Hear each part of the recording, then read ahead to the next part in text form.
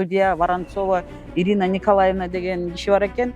Мурдагы баш прокурор Аида Салянованы соттогон сиздер менен кортеж талашып атат. Эми биз менен талашып атат. Баарын эле жазбаган жерге жаздык. Жооп жок, баарында эле жооп жок. Бул үй меники, бул кортеж меники деп барсаңыздар деле киргизбейт. Киргизбей атат. Үйүм жок, жакчам жок, калдым. $132.000 сатып алыптыр. Бизде судьялар ушунчалык байбы? Госслужбада иштегендер ушундай чоң айлык алабы?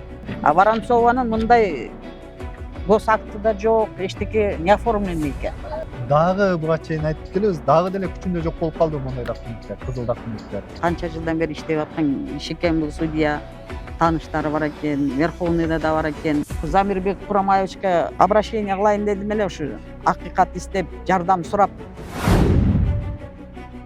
Амансыздарбы көрөрмандар? Бул ирет бизге көрөрмандарыбыздын бири кайрылып, көлдөн кортеж алганын, кийин андан бир судья талашып жатканын айтууда. 21-жылы балдарым болуп, өсүм болуп, өмүр бою чогулткан акчам менен көлдөн бир эс алуучу жер алалы дедик.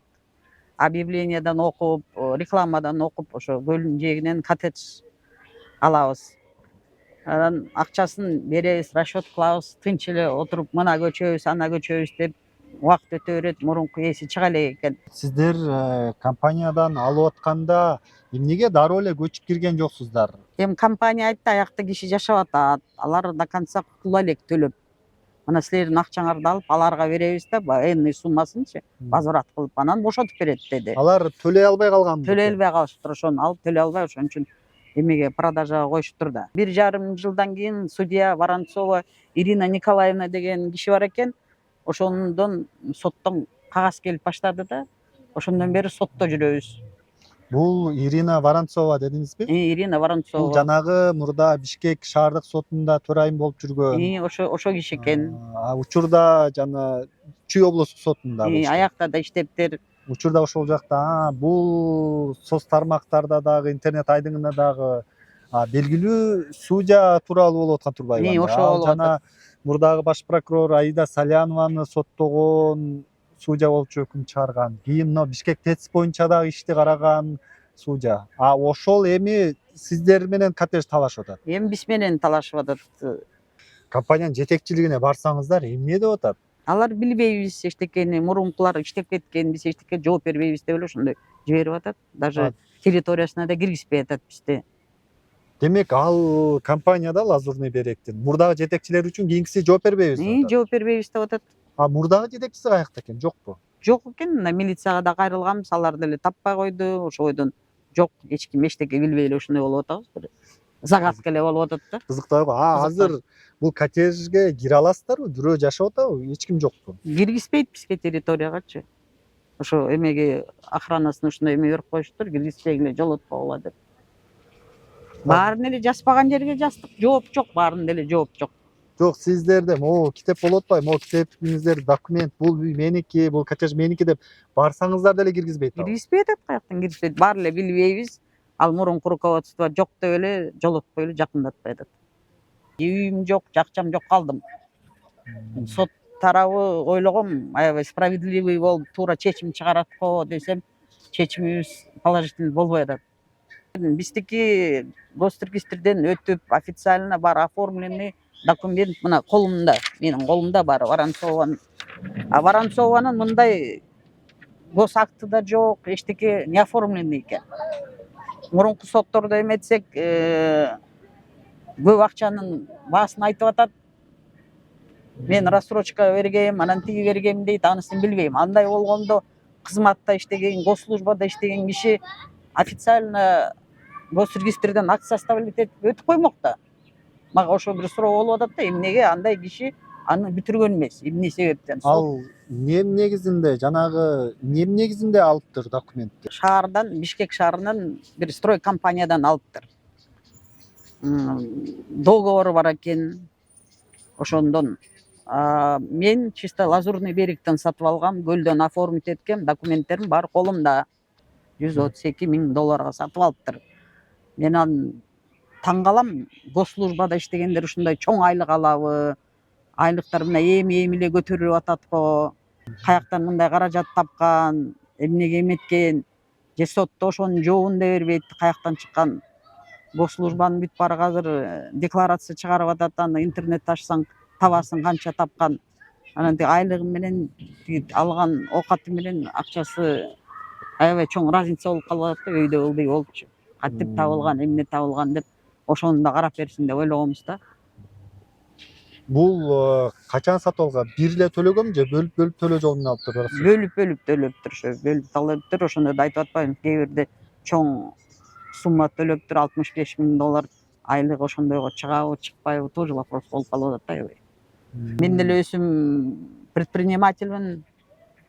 95-жылдан бери иштеп жүрөбүз.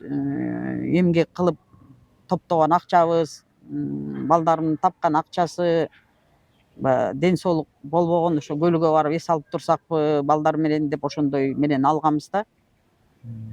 Демек сиздер ишкерлик менен алектенесиздер. Мамлекеттик кызматта иштебейсиздер? Жок, иштебейм. Ошондо бул жерден суроо жаралды. Бизде судьялар ушунчалык байбы? $132.000 дейт. Буну бир сомго эсептегенде бир 9 миллионго чукул акча болуп калат экен. А судьялардан 9 миллион сом акча каяктан келип атат? Же бизде маяна ошончо көп көтөрүлүп кетти беле? Замирбек Курамаевичке обращение кылайын дедим эле, ушу акыйкат издеп, жардам сурап, ушу бүтпөгөн маселени жардам берип, соттор таза иштейт деп ойлойм да, ушу бир положительный чечимге келип берип, же кетирген акчамды кайта ордуна коюп бергендей болуп, же коттеджимди бергендей болуп бир чечимге келип берсин деп суранарым ошо. Уже 2 жылга чейин кетип барат, ошо соттон эле сотко болуп, канча ден соолук кетип атат, канча погода да бузулуп кетип атат. Семьянын ичинде акчанын асабынан билесиңер, ал эмгегиң менен тапкан акчаң жүрөгүңдү оорутат экен. Ошону албай эле койгондо болмок деп да оюң кетет. Анан ойлойм, ушу дагы бир сыйра кайрылып атабыз, ага чейин деле кайрылалы болгон. Ал деле киши ушуну обращениемди көрөрдүр. Мен да бирөөнүн баласымын, бирөөнүн энесимин дегендей. Балдарым деле эрте атасы жок калган, ошо эмгек кылып, ошо бирөөнүн эмгегин жеген, Кудайга деле жакпайт го деп ойлойм да, ошондой болуп обращение болуп атам мен. Соттон же акчаңыздарды да бербейт, же коттеджге да ээлик кылбайсыздар? Ээлик кылбайт ошол. Эч нерсеси жок калган атасыздарбы? Эч жер жок. Аябай кызыккай го. Моундай документтер анда дагы буга чейин айтып келебиз, дагы деле күчүндө жок болуп калды мондай документтер, кызыл документтер. Компания сатат экен. А компания болсо азыр эч ким эмес, бар өзүңөр чечип алгыла деп атабы? Ошондой болуп калып атат. Өзүңөр чечкиле деп эле сыртка чыгарып эле койду да. Эмне А болсо. компания өзү барбы азыр? Бир жерде офиси бар, катталган мындай? Жок, ошо Лазурный берегти айтып атпаймынбы, ошол жактан алганбыз. Барсаң эле жаңы кишилер, жабык, билбейбиз, ары түртүп, бери түртүп эле ошол болуп атат. Кызыктай жагдай го. Эми элестетсеңиздер, бир компания ошол жака коттедждерди курат экен. Анан кийин куруп туруп сатат элге. Анан кийин ошого ар ким бирөө барып алат, эжеге окшоп. Эжеге окшоп моундай документин берет. Анан кийин ортодон дагы башка чыгат. Азыр бул сиздин учуруңузда Воронцова деген судья экен. Ал чыгып, мен бул жерде мен дагы үлүшүм бар эле, мен бул акчамды төлөп мен дагы алгам деп. Компания да кызык экен. Биз билбейбиз, баргыла, өзүңөрчө чечип алгыла деп эжелерди сотко сүйрөп атыптыр. Генеральный прокуратурага обращение жазганбыз, ушундай жардам бергиле, ушундай иш болуп атат деп. Алар районныйга жибердиптир, районныйдан бир следователь чалды, информацияны сурады дагы, эже чакырабыз деди, ошол бойдон жок болуп калды. Эми районный сотто деле, Каракульский областнойдо деле баары тааныштар экен. Канча жылдан бери иштеп аткан киши экен бул судья, тааныштары бар экен, Верховныйда да бар экен. Мына Верховныйда уже непосредственно фамилияларын билдик. Мына Сейдакматова деген, Молдакунов, Эшалиев дегендер экен. Сейдакматова бул иши менен көп жыл иштешиптир. Районныйда да иштептир, областнойдо да иштептир. Аны мен ойлойм, ушу кыргыздын макалы бар го, ар бир өзүнүн колуна тартат да, ошондой туура беле, ошондой. Карга карганын көзүн чукпайт. Чукпайт дегендей, ошондой өзүнө тартат го деп ойлойм да. Анан каяка барсак эле ошо айтып атпаймынбы, ал кишиге зеленый свет болуп эле биз эле четте калып атабыз. Жогорку соттун төрагасы ар дайым өзүнүн сөзүндө айтып келет. Биз сотторду тазалап жатабыз, коррупцияга каршы күрөшүп жатабыз. Кандайдыр бир фактылар болсо айткыла деп тынбай журналисттер менен жолукканда, коомчулук алдына чыкканда белгилеп келет. Ушуну дагы эгер бир көзөмөлүнө алып койсо деген маселе